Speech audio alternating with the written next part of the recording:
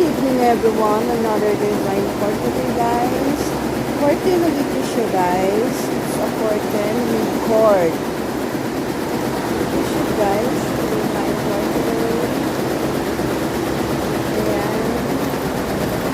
Mahirap po po siya gawin guys dahil mag-rewind ka pa ng cord dito sa phone. Dahil kung pinagpagyan ng cord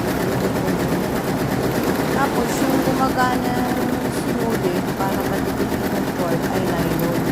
Kaya mahirap po siya ito. Okay guys, curtain design for today.